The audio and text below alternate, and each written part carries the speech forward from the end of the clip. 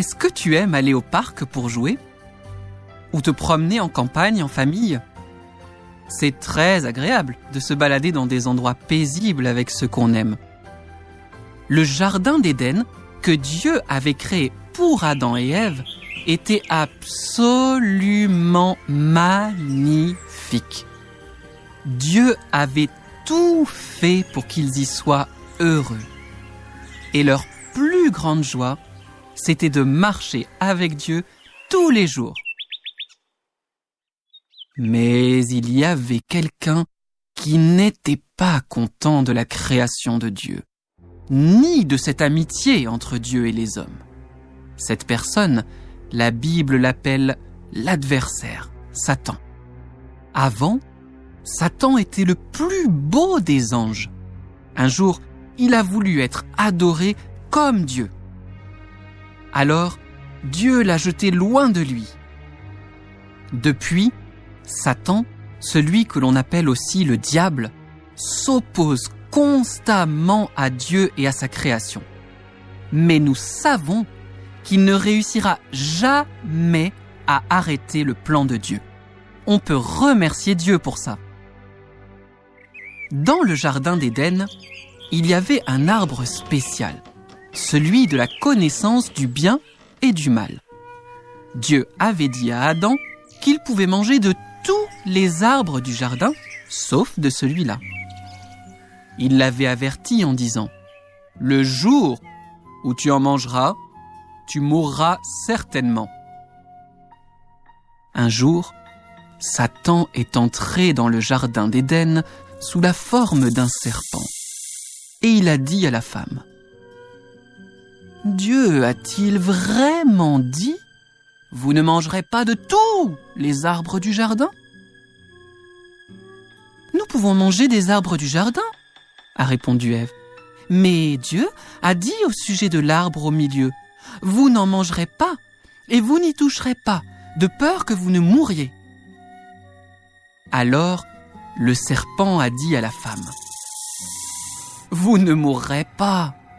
Mais Dieu sait que le jour où vous en mangerez, vos yeux s'ouvriront et vous serez comme Dieu, connaissant le bien et le mal. » Bien sûr, comme toujours, il mentait. Mais le pire, c'est qu'Ève a cru au mensonge du diable. Elle a pris le fruit, puis elle en a mangé. Elle l'a même partagé avec son mari qui était avec elle. Chacun d'eux a péché contre Dieu. Le péché, c'est de faire comme si Dieu n'existait pas et qu'il n'avait rien dit. C'est de vouloir inventer ses propres lois en se disant « Je sais mieux que Dieu ce qui va me rendre heureux. » C'est trompeur, car Dieu nous aime infiniment. Il veut notre bien plus que personne d'autre. On peut essayer de vivre comme s'il n'existait pas, mais on n'est pas vraiment heureux comme ça, car il nous a fait pour être en relation avec lui. Adam et Ève ont donc choisi de désobéir. Du coup, quand ils ont entendu la voix de Dieu dans le jardin, ils ont eu peur et ils ont essayé de se cacher, ce qui n'a pas marché, bien sûr. « Adam, as-tu mangé de l'arbre défendu ?» a demandé Dieu, même s'il savait déjà la réponse. Adam a répondu « C'est la faute d'Ève !» Et Ève a dit « C'est la faute du serpent !» Dieu est tellement bon, tellement parfait, qu'il ne peut pas supporter le mal. Il déteste le mal.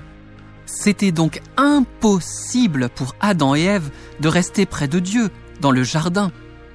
Et leur désobéissance a aussi entraîné d'autres conséquences. Dieu a dit à Satan « Puisque tu as fait cela, tu seras maudit, tu seras puni. Désormais, tu seras ennemi des descendants de la femme. Mais un jour, tu seras battu par le fils de la femme. Il t'écrasera la tête et tu lui blesseras le talon. » C'était une image pour annoncer que Jésus allait venir plus tard pour vaincre Satan et le péché.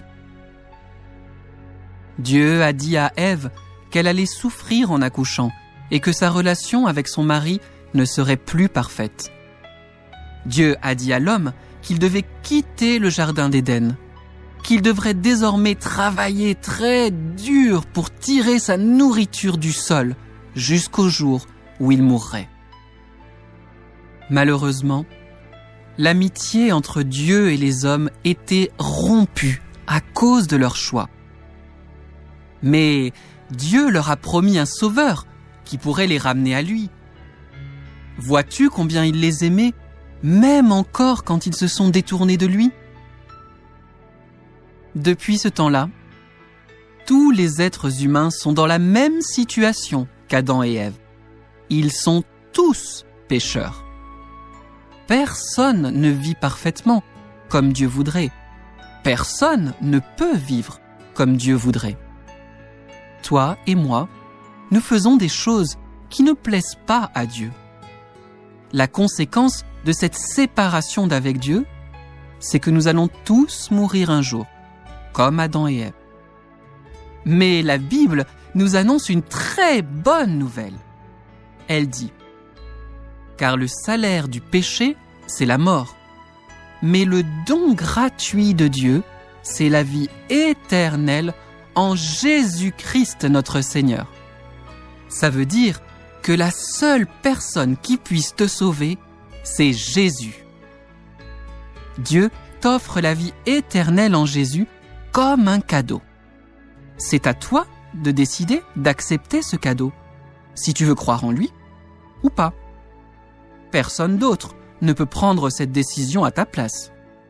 En acceptant ce cadeau, tu as la certitude que même après ta mort, tu vivras pour toujours dans la présence de Dieu.